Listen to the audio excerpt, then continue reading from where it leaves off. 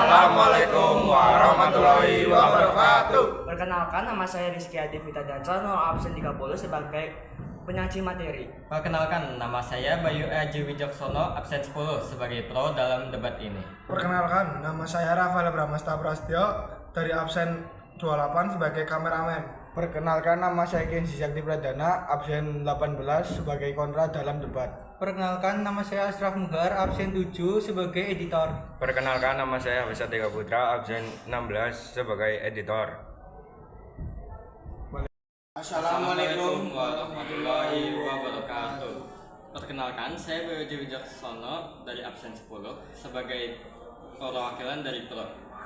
Perkenalkan, nama saya Kenzi Sakti Pradana, absen 18 sebagai kontra. Nah, di sini kami akan memperdebatkan tentang hak dalam pendapat atau kebebasan berpendapat. Nah, jadi menurut saya kebebasan berpendapat itu adalah hak dasar setiap warga negara.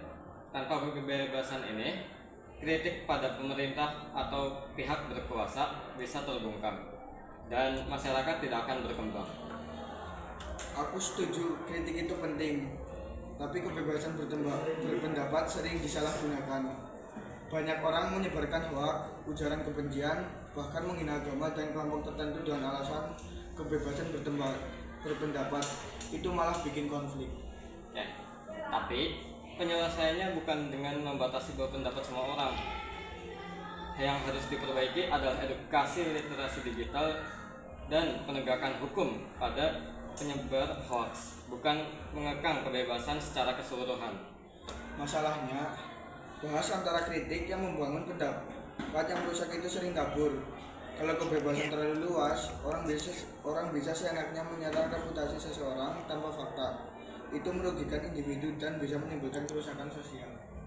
Kebebasan justru membuka ruang untuk diskusi yang sehat. Ketika ada pendapat buruk, pendapat lain dapat melawannya secara logis. Kalau semua pendapat dikontrol, kita tidak bisa tahu mana yang benar atau yang salah, karena hanya satu suara yang boleh kita dengar. Tetap saja, kebebasan itu perlu pagar. Manusia tidak selalu bijak dalam berkata-kata. Kalau kita tidak kontrol, bisa berujung pada kekacauan sosial. Lebih baik dibatasi demi keamanan dan ketertiban masyarakat. Aku tidak menolak batasan hukum, tapi jangan sampai batasan itu dipakai untuk membungkam kritik yang benar. Kebebasan berpendapat itu fondasi demokrasi. Tanpa itu, pemerintah bisa dengan mudah menyalahgunakan kekuasaan. Baik, tapi aku masih lebih mementingkan perlindungan masyarakat dari ujaran yang berpotensi memecah belah. Kebebasan tanpa kontrol hanya akan mengundang masalah yang lebih besar. Dan saya tetap percaya masyarakat yang bebas menyuarakan pendapatnya adalah kunci bagi terciptanya negara yang adil dan transparan. Oke, baik. Sampai di sini saja debat kami. Wassalamualaikum warahmatullahi wabarakatuh.